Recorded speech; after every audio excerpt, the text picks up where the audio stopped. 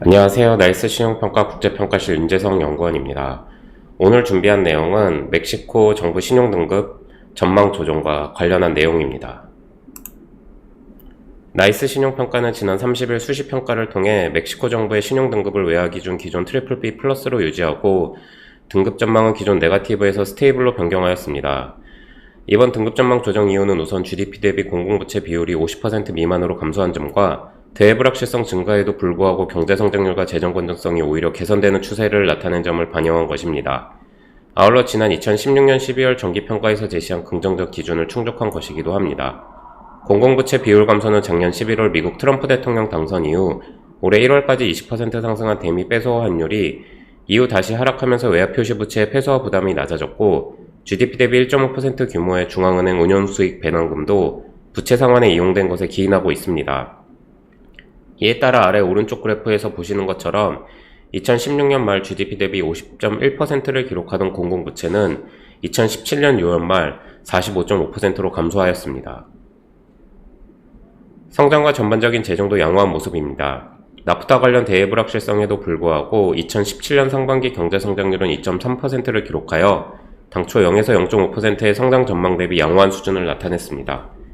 미국 수입 수요 증가로 상품 수출이 늘어났고 일자리 증가로 민간 소비 성장도 양호한 모습을 나타내며 성장에 도움을 주었습니다. 2017년 연간 성장률은 2.2%를 전망하고 있으며 2018년 2.1%, 2019년 이후 구조개혁의 효과에 힘입어 중기 성장률은 2.5% 수준으로 높아질 것으로 보입니다. 정부의 자본지출 삭감과 유류세입 증가, 중앙은행으로부터의 일회성 운용수익 지원에 힘입어 재정수지도 크게 개선되었습니다. 일회성 수익 지원분을 제외하더라도 아래 왼쪽 그래프의 점선에도 나타나듯이 2015년 이후 개선 추세가 이어지고 있어 2017년과 18년 재정 목표도 달성할 수 있을 것으로 보입니다. 연초 빼소화 환율이 크게 상승한 이후 에너지 가격 자유화 조치와 농산물 가격 상승이 물가 상승 압력으로 작용해오고 있습니다. 9월 말 기준 물가 상승률은 6.3%를 기록하며 작년 6월 2.5%에서 크게 상승했습니다. 중앙은행은 대외불확실성 확대와 물가 상승 압력에 선제적으로 대응하면서 작년 11월 이후 올해 6월까지 총 225bp의 기준금리 인상을 단행하였고 이후 7%에서 동결기조로 유지하고 있습니다. 긴축 통화정책 효과를 감안할 때 연말 이후 물가가 안정화되어 2018년 말에 이르러서는 인플레이션 타겟 범위 이내인 4% 이내로 낮아질 전망입니다. 기준금리는 2018년 대선 관련 물가 상승 압력을 파악한 이후 인하 개시 시점이 결정될 것으로 보입니다. 외화 유동성도 양호한 수준이 지속되고 있습니다.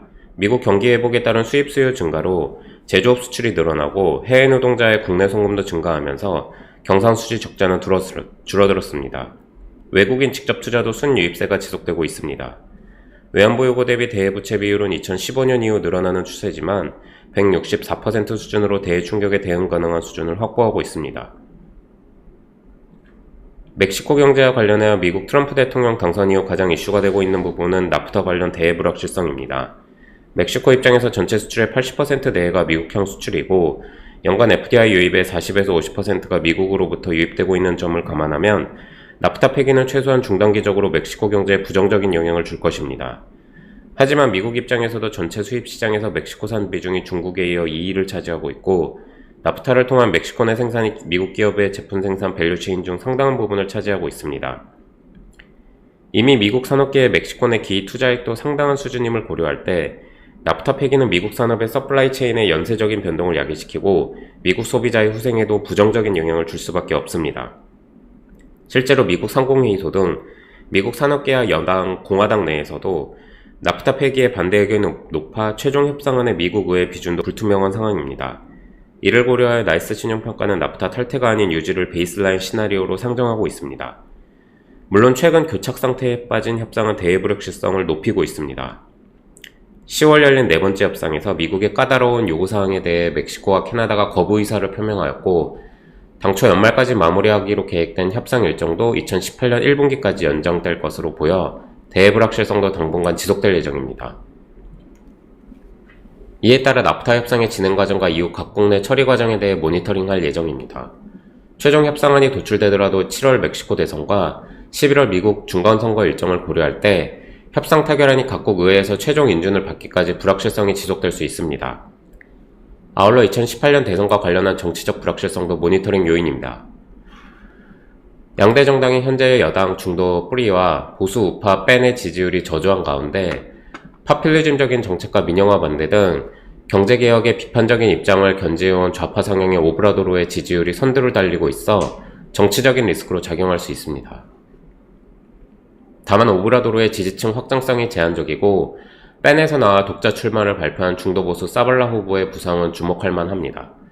아울러 2000년 이후 정권교체 과정에서도 멕시코의 정책 방향이 유지되고 있는 점은 정치적 리스크를 완화하는 요소입니다. 오늘 준비한 내용은 여기까지입니다. 보다 자세한 내용은 나이스 신용평가 홈페이지의 멕시코 수시평가 평가요지를 참고해 주시기 바랍니다. 감사합니다.